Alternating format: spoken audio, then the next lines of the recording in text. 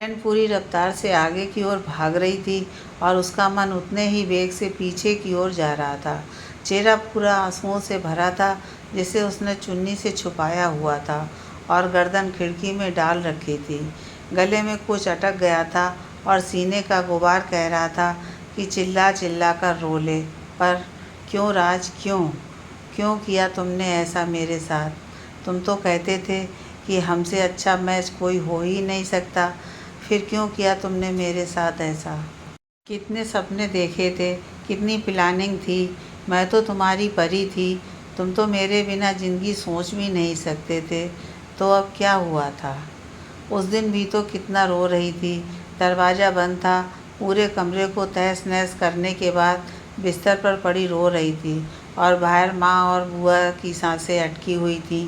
कितनी मुश्किलों से तो ये बला टली थी। ठाकुर साहब को तो बास भी नहीं आने दी थी दोनों ने, और छुप छुप के ही ये सब निपटाया था। क्या करती वे, नाजों से पली लाडली थी नेहा। बचपन की सहेली नीति के मामा का लड़का था राज, जो आगे की पढ़ाई के लिए गांव से उनके साथ इंदौर रहने आ गया था। इन दोनों के स्कूल ख़त्म होने के बाद तीनों साथ में ही कॉलेज जाते। ना जाने कब वो इसके दिल में उतर गया, पता ही नहीं चला। था भी थोड़ा स्टाइलिश, बातों में तो कोई जीत ही नहीं सकता था। कितने वादे, कितनी बातें, कितने सारे सपने देख चुकी थी वो उसके साथ। वो तो अचानक बुआ को पता चला और उन्होंने उसी वक्त घर आकर माँ को बताया। पहले तो उन्होंने यकीन ही नहीं किया, पर जब प्रूफ दिखाए तब माथा पकड़कर बैठ गईं। अगर ठाकुर साहब को पता चलता तो राज के साथ नेहा की भी जान ले लेते और खुद को भी गोली मार लेते। दोनों ननद भौजाई ने मिलकर प्लानिंग की। नेहा को मामा के घर भेजा और नीति की बुआ को राज के लिए मनाया और उनकी लड़की से राज की बात चलाई। राज की माँ से भी बात की। दोनों का रिश्ता तय हुआ और तुरंत शादी की तैयारी करवाई। एक गोल्ड का नेकलेस भी कुर्बान किया था लड़की पर, तब जाकर जान छूटी थी। राज को तो पहले ही बुआ ने समझा दिया था कि कुछ भी नहीं हो सकता और अगर कुछ किया तो जान से हाथ धोना पड़ सकता है। तब जाकर शादी को राजी हुआ और अब ये वापस आई थी तो ये सब तमाशा हो रहा था। वो तो अच्छा हुआ था कि ठाकुर साहब को ज़रूरी काम से दिल्ली जाना पड़ा था और 4-5 दिन रोने के बाद ये थोड़ी नॉर्मल हो गई थी। इसमें भी कुछ समय बीत गया। भूली तो नहीं थी पर गुमसुम हो गई थी। उसे तो यही पता था कि राज ने उसे धोखा दिया था। फिर महेश्वर से चौधरी अंकल आए। उनका स्पाइनल कार्ड का इलाज चल रहा था चौथराम अस्पताल में और उनकी पूरी रिस्पॉन्सिबिलिटी ठाकुर साहब ने नेहा को दे दी थी। वो ही कार चलाकर ले जाती और उनके सारे चेकअप करवाना, डॉक्टर को दिखाकर दवाइयाँ देना, एक्सरसाइज करवाना, सब कुछ बड़ी मुस्तैदी से कर रही थी वो। तभी भाग गई थी उनके इकलौते बेटे के लिए। सिर्फ बाप बेटे ही थे और मानव की आर्मी की नौकरी थी। उन्होंने बात की तो माँ ने ज़रा देर नहीं लगने दी। नेहा थी ही इतनी खूबसूरत कि फ़ोटो देखते ही पसंद कर लिया था मेजर ने। 2 महीनों के अंदर तो ब्याह कर वो महेश्वर आ गई थी। उसके मन की किसी ने जानने की कोशिश भी नहीं की थी और उसमें भी हुआ ये था कि इतने दिनों से दूर रखी जा रही नीति शादी में आई और नमक मिर्च लगाकर सब कुछ इसे कह डाला था। आक्रोश में भर गई थी नेहा। सब दुश्मन नज़र आ रहे थे। माँ से तो लड़ नहीं पाई तो सारा गुस्सा उतरा अपने नए नवेले पतिदेव मानव पर। कहाँ मधुर मिलन की कामना से उन्मत्त था वो, और वो पहली रात को ही दरवाज़ा अंदर से बंद करके सो गई थी। वो करीब आने की कोशिश करता तो इधर उधर हो जाती। कल मतलब उसके पापा से तो बड़े अच्छे से पेश आ रही थी, पर मानव को बिल्कुल भी करीब नहीं आने दे रही थी। पग फेरे के लिए जाने वाली थी तो उस रात मानव ने इसका हाथ पकड़ लिया। गुस्से से बौखला गई थी नेहा। बोली, तुम पसंद नहीं हो, मेरी जबरन गले पड़ गए हो। जिंदगी भर तुम्हारी नहीं हो सकती हूँ मैं। स्तब्ध रह गया था मानव। डब्बे में चहलकदमी बढ़ गई थी। रतलाम स्टेशन आया था और अचानक आए ढेर सारे पुलिस कांस्टेबल में से एक ने उसे हथकड़ी पहनाते हुए कहा, you are under arrest Mrs Neha Manav Chaudhary. वो चौंक कर खड़ी हो गई, पर उसके चेहरे से ऐसा लग रहा था जैसे उसे पता हो कि ये तो होना ही था। सारे लोग उसे आश्चर्य से देखने लगे। ट्रेन से उतरकर उसे जीप में बैठाया गया। थोड़ी देर रतलाम पुलिस स्टेशन में रखने के बाद उसे महेश्वर भेजा गया। पुलिस जीप में बैठी वो फिर अपने विचारों में गुम हो गई। पग फेरे के लिए मायके गई तो हंगामा मचा दिया इसने। माँ को बोली, क्यों किया माँ आपने ऐसा? आपको लगता है हमें अलग कर दोगे तो सब ठीक हो जाएगा? आपने शादी कर दी है तो भी मैं कभी भी उस आर्मी वाले की बीवी नहीं बनूंगी, कभी भी नहीं। मैं वापस भी नहीं जाऊंगी। बंद कमरे में 2 दिनों तक यही नाटक चलता रहा। कब तक छुपता? धीरे धीरे सभी को पता चल गया और चलते चलते ठाकुर साहब तक भी बात पहुंच ही गई। कहाँ वे बेटी का ब्याह कर निश्चिंत हुए थे और इतनी बड़ी खबर। क्रोध में भर गए थे वो। जोर से आवाज़ देकर नेहा को बुलाया। पूछा, ये सब क्या है? बड़ी भाभी पता नहीं कब से खार खाई बैठी थी, ना जाने क्या क्या बोल गई थी। ठाकुर साहब ने बंदूक निकाल ली थी। बड़े भैया ने इसके बाल पकड़े और चांटा मारने ही वाले थे कि दरवाजे से आते हुए मानव ने ज़ोर से कहा, आप मेरी बीवी के साथ ऐसे पेश नहीं आ सकते हो बड़े भैया। नेहा से बोला, जाओ अपना बैग लेकर आओ। सबने कितनी रोकने की कोशिश की, परंतु तुरंत उसे लेकर महेश्वर के लिए निकल गया। पापा और बड़े भैया के व्यवहार से अचंभित नेहा मानव के इस रूप से स्तब्ध रह गई थी। गाड़ी में उससे बोला कि तुम ये मत सोचना कि तुम्हें इस तरह लेकर आया हूँ तो तुम्हारा फ़ायदा उठाऊँगा। तुम्हारे घर के बाहर ये सब सुना मैंने तुम्हारे बारे में। अब सिर्फ तुम मेरे घर की बहू हो, मेरे पापा की पसंद हो। उनको 2 अटैक आ चुके हैं। मैं नहीं चाहता तीसरा तुम्हारी वजह से आए। उन्हें कुछ भी पता नहीं चलना चाहिए, इसका ध्यान रहे। उसने जो कहा वही किया। नेहा की तरफ फिर कभी आंख उठाकर भी नहीं देखा और कुछ दिनों के बाद ही ड्यूटी पर चला गया था। पापा ने कितना बोला भी कि तू तो 2 महीने की छुट्टी लेकर आया था, जल्दी क्यों जा रहा है? तो बोला, अर्जेंट कॉलिंग है पापा, जल्दी ही लौट आऊँगा। सप्तधारा, अनुपम, अप्रतिम सौंदर्य, मनोरम, शांत वातावरण, न जाने इन सबका असर था या चौधरी साहब के पिता तुल्य व्यवहार का था। भगवान जाने कुछ और था। कुछ दिनों के बाद बहुत बदल गई थी नेहा। पूरी तरह से घर में रम गई थी। चौधरी साहब से तो पहले ही से अच्छी थी। दोनों ससुर बहू का काम ही कितना था। चौधरी साहब तो वैसे भी सुबह के वक्त नर्मदा घाट पर बिताते और जब खाना खा लेते तो शांति से बैठकर दोनों बतियाते रहते। उनसे मानव की ना जाने कौन कौन सी बातें पूछा करती। वे भी उसे सब बताते कि कैसे इकलौते बेटे को बड़ी मन्नतों से पाया उन्होंने। मानव की मम्मी के ना जाने कितने व्रत प्रार्थनाओं का फल था वो। उसकी बचपन की बातें, उसकी शैतानियाँ, शुरू से पढ़ाई में अव्वल, एनडीए की एंट्रेंस में एआईआर फर्स्ट आया था। देश सेवा का तो जुनून था उसके सर पर। माँ के गुजर जाने के बाद थोड़ा अंतर्मुखी हो गया था, पर उनका बहुत ध्यान रखता। रोज़ वीडियो कॉलिंग करता। पापा के सामने तो इससे अच्छे से बात करता, पर उनके हाथ से हटते ही फ़ोन कट कर देता। पूरे 8 महीनों के बाद दिवाली पर आया था वो। घर में तो जैसे बाहर आ गई थी। ससुर बहू दोनों ने बहुत सी तैयारियां की हुई थी। सच में दिवाली थी भी बहुत शानदार। पापा दोनों को साथ में हंसता हुआ देखकर बहुत खुश होते। जबरन इंदौर भेजा था मिलने तो गाड़ी में नेहा बोली, आपने तो कहा था जल्दी आएंगे, फिर इतने दिन क्यों लगा दिए? जल्दी आने के लिए कोई कारण होना चाहिए नेहा मैडम। और फिर उसके चेहरे को घूरते हुए बोला, और मेरे पास जल्दी आने का कोई कारण नहीं है। वो क्या कहती कि अब वो चाहती है कि वो जल्दी आए। उसे भी उसकी याद आती है कि वो चाहती है कि वो उसे अपनी पत्नी माने, पर क्यों?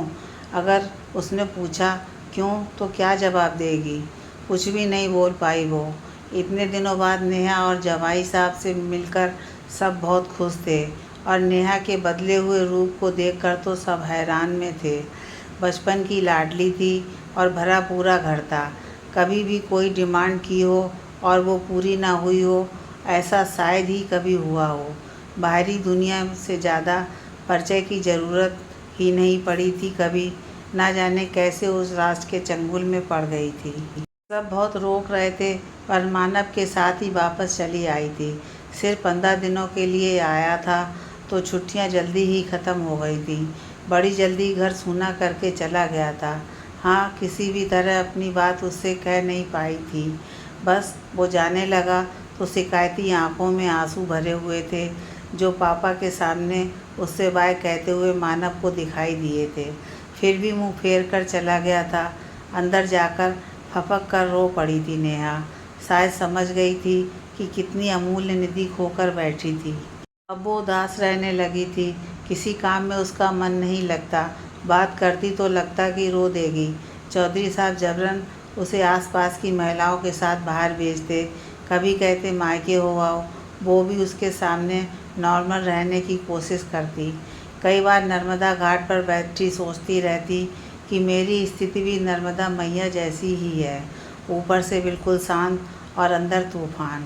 उसकी उदासी को समझ गए थे वे, तभी तो मानव को बड़े मान मनोबल करके जल्दी छुट्टियों के लिए बोला था उन्होंने। वो आया और वो वैसे ही रहा और उसमें भी नेहा की बुआ की बेटी कुहू की शादी आ गई। 2-3 दिन तो उनके साथ शॉपिंग में ही बिजी रही। महेश्वर की महेश्वरी साड़ियों का क्रेज कुहू को ही नहीं बल्कि उससे ससुराल वालों को भी था। उनकी स्पेशल डिमांड थी महेश्वरी साड़ियों की, तो जमकर शॉपिंग हो रही थी। तुरंत बाद शादी थी, सभी को जाना था, पर चौधरी साहब तबीयत के कारण नहीं गए। ये भी 4 दिन पहले चले गए थे, पर मानव दूसरे दिन ही उसे छोड़कर वापस महेश्वर आ गया था। फिर रिसेप्शन में आया। वो तो उससे ना कुछ पूछ पाती ना किसी प्रकार की जिद कर पाती, बस सूनी आंखों से उसे देखती रहती। इस बार वो भी कुछ उखड़ा उखड़ा रहा। पापा ने पूछा था तो बोला युद्ध के हालात हैं और मैं यहाँ हूँ, तो पापा ने ही उसे जल्दी जाने की परमिशन दे दी थी। जाते समय दोनों बाप बेटे भावुक हो गए थे। वो तो वैसे भी आंखों में आंसू लिए ही खड़ी थी। मानव जल्दी वापस आने की बोलकर चला गया था। दोनों ससुर बहू के वापस वही उदासी भरे दिन शुरू हो गए थे। चौधरी साहब की तबीयत भी इन दिनों कुछ ठीक नहीं रहती थी। और सच में युद्ध शुरू हो गया। दिन भर न्यूज़ देखना ही इन लोगों की दिनचर्या हो गई थी। किसी अनहोनी की आशंका से दिल बैठे रहते, पर जो होना हो वही होता है। सुबह सुबह नेहा चाय का कप लेकर आई तो चौधरी साहब कुर्सी पर निस्तेज पड़े थे। मोबाइल हाथ से छूटा हुआ गिरा पड़ा था। नेहा जोर से चिल्लाई, पापा पापा क्या हुआ आपको? फ़ोन उठाया। दूसरी ओर से जो खबर सुनी वो उसके लिए भी उतनी ही शॉकिंग थी। मानव मिसिंग था। बड़ी जल्दी घर लोगों से भर गया था। सब नेहा को दिलासा दे रहे थे। नेहा के दोनों भाई आर्मी कैंट फ़ोन लगाकर मानव की जानकारी जुटाने की कोशिश कर रहे थे, पर वहाँ भी निराशा ही हासिल हुई थी। अब किसी और का रास्ता तो देखना ही नहीं था, सो अंतिम क्रिया की तैयारी शुरू कर दी। नेहा ने ही उन्हें अग्नि के सुपुर्द किया। उसकी माँ वहीं रहीं उसके पास। उससे कहते इंदौर चल तो कहती नहीं, मुझे यहीं छोड़ कर गए हैं, मैं उनका यहीं इंतज़ार करूँगी, पापा की अस्थियाँ उन्हें सौंपनी हैं। कभी कहती माँ वो मुझसे बहुत नाराज़ होंगे, उन्होंने कहा था मेरे पापा का ध्यान रखना, मैं नहीं कर पाई। रोने लग जाती। नेहा के अलावा किसी को कोई उम्मीद नहीं थी, पर जैसे चमत्कार हुआ। 3 महीने बाद आर्मी की जीप उनके घर के सामने खड़ी थी। किसी अनहोनी की आशंका में जब दोनों माँ बेटी दरवाजे पर आईं तो जीप में से चेयर पर बैठे मानव को उतारते 2 जवानों को देखा। खुशी से भाव विवल हो गई, पर दूसरे ही पल दुख से रोने भी लगी। मानव को कमर में गोली लगी थी और वो खाई में गिर गया था। 2 दिनों बाद उसे निकाला गया। 20 दिन बेहोश रहने के बाद जब होश में आया तो उसका कमर के नीचे का शरीर काम नहीं कर पा रहा था। अपने बारे में जानने के बाद उसी ने अपनी जानकारी किसी को न देने का निर्णय लिया था, पर वहाँ भी कब तक रहता, इलाज तो चल ही रहा था। घर आया तो पापा के बारे में जानकर सकते में आ गया। बेचारे पापा अंतिम दर्शन भी नहीं कर पाया। वह दिन रोते रोते ही बीता था। कई लोग मिलने आए थे। नेहा के परिवार वाले भी आ गए थे। उन्होंने जैसे भी मदद हो बताने को कहा, पर उसने हाथ जोड़कर मना बोल दिया। उसके साथ सहायक था जो उसका काम करता। 2-3 दिन बाद नेहा की माँ ने भी उससे जाने की अनुमति मांग ली। वो उनसे चाह रहा था कि नेहा को भी अपने साथ ले जाए, पर वो जाना ही नहीं चाहती थी। माँ चली गईं। मानव नेहा से बिल्कुल कटा कटा रहता। वो कुछ बात करने जाती तो धुतकार कर भगा देता। वो उससे बातें करना चाहती थी, पापा के बारे में बताना चाहती थी, उसके बारे में जानना चाहती थी, उसकी मदद करना चाहती थी, उसके गले लगकर रो लेना चाहती थी। पर 15 दिन रहे इसी प्रकार। फिर एक दिन नौकर से इसे बुलवाया और बोला, मैं इस घर में तुम्हारे साथ नहीं रह सकता, इसलिए मैं यहाँ से जा रहा हूँ। तुम रुको यहीं, यह सब कुछ तुम्हारा है।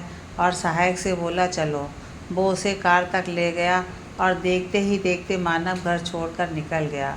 बुद्धू सी नेहा देखती ही रह गई। उसमें इतनी हिम्मत भी नहीं बची थी कि उसे रुकने को बोले या उससे कहे कि आप यहाँ रहो, मैं चली जाती हूँ। मेरा क्या होगा, मैं अकेले कैसी रहूँगी। बस रोती रही और उसको जाता देखती रही। महेश्वर पहुंचने के बाद तो नेहा की सामत ही आ गई थी। 3 दिन उसे वहाँ की लोकल जेल में रिमांड पर रखा गया। उन लोगों के हिसाब से केस कांच की तरह साफ था। मानव का 1 साल से कुछ पता नहीं था। उसकी अनुपस्थिति में नेहा ने अपने प्रेमी को घर बुलाया और किसी बात पर दोनों की कहा सुनी हुई। या नेहा की किसी डिमांड को उसने पूरा नहीं किया, जिसके चलते नेहा ने उसके सर में फ्लावर पॉट दे मारा था और खुद भाग निकली थी। चोट गहरी थी। दूसरे दिन जब लोगों को पता चला तो उसे हॉस्पिटल ले गए, जहाँ खून ज़्यादा बह जाने की वजह से उसकी मौत हो गई थी। नेहा कुछ भी नहीं बोल रही थी। केस इंदौर ट्रांसफ़र हो गया। तब नेहा के घर वालों को पता चला। मानव के बारे में किसी को कोई खबर नहीं थी। नेहा के पापा ने बड़े वकील को हायर किया था, पर वो कुछ बोल ही नहीं रही थी। किसी को भी केस से ज़्यादा उम्मीद नहीं थी। करीब 3 महीने केस चला और आज नेहा के मौन को उसकी स्वीकृति मानते हुए जज साहब फैसला सुनाने वाले थे। सबकी सांसें रुकी हुई थी कि क्या फैसला आएगा। तभी वहाँ मानव ने प्रवेश किया। पूर्ण रूप से स्वस्थ, अपने दोनों पैरों से चलकर आया था, जिसे देखते ही खुशी से नेहा रो पड़ी थी। उसने अपने घर में लगे कैमरे की रिकॉर्डिंग पेश की, जिसके बारे में किसी को जानकारी नहीं थी। उसमें साफ हो गया कि कैसे राज ने धोखे से दरवाज़ा खुलवाया और नेहा से ज़बरदस्ती करने की कोशिश कर रहा था। कितनी मुश्किलों से नेहा बची थी और कैसे उसने आत्मरक्षा के लिए फ्लावर पॉट उसके सर में दे मारा था। पूरा केस एक झटके में पलट गया था और नेहा बाइज्जत बरी हो गई थी। सभी लोग नेहा के घर आए थे, जहाँ खाना खाने के बाद मानव ने महेश्वर जाने की तैयारी कर ली थी। सभी रोक रहे थे कि कल चले जाना। एक असमंजस और था, जिसके लिए ठाकुर साहब बोले, बेटा वो नेहा। हाँ पापा जी, उसे भी जल्दी करने को बोल दीजिए। रात होने से पहले पहुंच जाए तो अच्छा है। हाँ हाँ बेटा, मैं अभी उसे बोलती हूँ। ये नेहा की माँ थी। आज उनको और साथ में ठाकुर साहब को भी चैन की सांस आई थी। आज लग रहा था कि नेहा सच में विदा हो रही थी। बहुत फास्ट गाड़ी चला रहा था मानव। क्या पता क्या जल्दी थी। घर पहुंचकर नेहा से बोला, बहुत देर हो गई है, जाकर रेडी हो जाओ, मैं आ रहा हूँ। कहाँ जाना है कुछ नहीं बताया। जैसे ही अंदर जाने लगी बोला, बाहर वाली टॉयलेट चौक है, मेरे कमरे में जाना। जी बोलकर वो अंदर गई।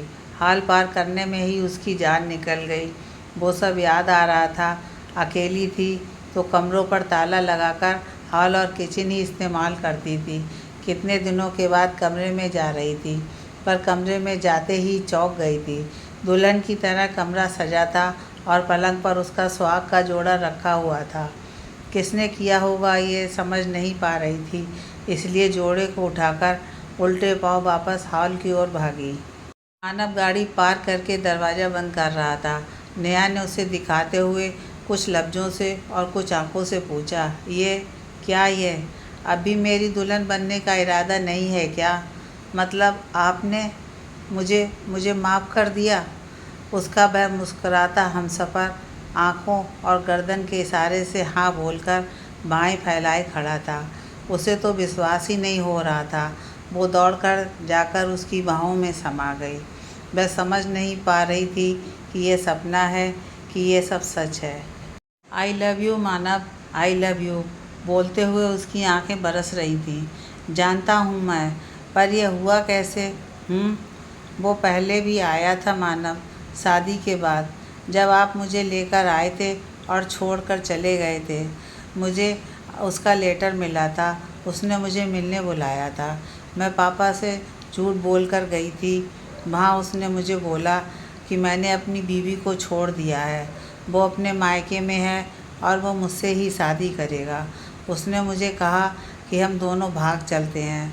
मैं उसके प्यार में पागल थी मानव। बोली हाँ चलो चलते हैं। तो बोला ऐसे नहीं, तुम घर जाओ और सारा रुपया जेवर सब लेकर आओ। मुझे कुछ गलत लगा तो मैंने बोला नहीं, मैं ये नहीं कर सकती। तो भाई मुझे गालियाँ देने लगा, मुझसे ज़बरदस्ती करने की कोशिश करने लगा। बोला इतनी दूर आया हूँ तो कुछ तो चाहिए। मुझे उससे घिन आने लगी थी। उसी वक्त मुझे उसने जैसे ही छुआ, मुझे आपकी याद आई। आपका तो हक था मुझ पर बिना मेरी मर्ज़ी के आपने कभी मुझे छूने की कोशिश भी नहीं की थी। मैंने उसे धक्का दिया और वहाँ से भाग आई। वो एक झटके से मेरी ज़िंदगी से बाहर हो गया था। बाद में पता चला था कि उसने बीवी को लेकर भी झूठ बोला था। वो डिलीवरी के लिए गई थी मायके। इसके बाद जिनके बारे में मैं सोचती वो सिर्फ आप थे। तब मुझे समझ आ गया था कि मैंने आपके साथ कितना गलत किया था। पापा और मेरी बातचीत का विषय सिर्फ आप होते। उन्हीं से आपको जाना मैंने, आपकी हर बात, हर अच्छाई। माँ और आपकी बॉन्डिंग, माँ के बाद आपका टूटना फिर संभलना, आपकी आदतें, पसंद नापसंद सब कुछ। ना जाने कब मैं आपको प्यार करने लगी, पता ही नहीं चला। देखा है मैंने रिकॉर्डिंग्स में पापा से छुपकर मेरी तस्वीर से बातें करते, उसको चूमते हुए तुम्हें। क्या मतलब? आप सब जानते थे कब से मानव? और जानते थे तो इतनी देर क्यों कर दी? नेहा का लहजा शिकायती था। कुहू की शादी में जब तुमको छोड़कर आया था तभी पापा ने चोरियों के डर से कैमरे लगवाने को बोला था मुझे। मैंने उसी दिन लगवा भी दिए थे। फिर शादी के बाद मैं चला गया। तुम्हें पहली बार जब फ़ोटो के पास देखा तो यकीन ही नहीं हुआ था। बहुत अच्छा लगा था, पर मैं लौटकर कहाँ आ पाया नेहा। जब लौटा तो सब कुछ बर्बाद हो गया था। पर फिर आपने मुझे क्यों नहीं बताया? क्यों मुझे छोड़ गए? क्यों किया मेरे साथ ऐसा? अपने अपाए शरीर को जीवन भर के लिए तुम पर बोझ नहीं बनाना चाहता था। तुम्हारे सामने पूरी ज़िंदगी पड़ी थी। चाहता था कैसे भी तुम अपनी ज़िंदगी फिर से शुरू करो।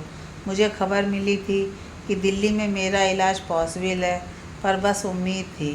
मैं तुमको किसी भी तरह के भुलावे में नहीं रखना चाहता था, इसलिए इस प्रकार गया था। मुझे लगा था कि इस तरह तुम मुझसे दूर रहोगी तो मुझे भूल जाओगी।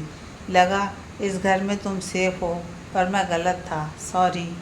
आप सॉरी मत बोलो। अच्छा, अब सारी रात यहीं खड़े खड़े बितानी है क्या? अब तो मुझे मेरी दुल्हन से मिलवा दो। मैंने तुम्हें जहाँ छोड़ा था नेहा, वहीं से शुरुआत करना चाहता हूँ। उतना ही सजना, कोई कसर मत छोड़ना। और हाँ, आज दरवाज़ा बंद करके मत बैठ जाना। शर्मा कर हाँ बोलकर जब सजने बैठी तो इतनी जल्दी थी उसे कि पूछो मत। तैयार होकर सोच रही थी कि अब कैसे बुलाऊं उसे, पर ज़रूरत ही नहीं पड़ी। वो न जाने कब से दरवाजे में खड़ा इसे निहार रहा था और मुस्कुरा रहा था। 8 दिन बाद मानव की ज्वाइनिंग थी। कुछ ज़रूरी काम निपटाया था। पापा की अस्थियों को माँ नर्मदा के सुपुर्द किया था, जो उनकी अंतिम इच्छा थी। घर पापा के दोस्त के सुपुर्द किया था, क्योंकि इस बार वो अकेले नहीं जा रहा था, नेहा भी उसके साथ थी। महेश्वर छोड़ने का नेहा को बहुत ज़्यादा दुख हुआ था।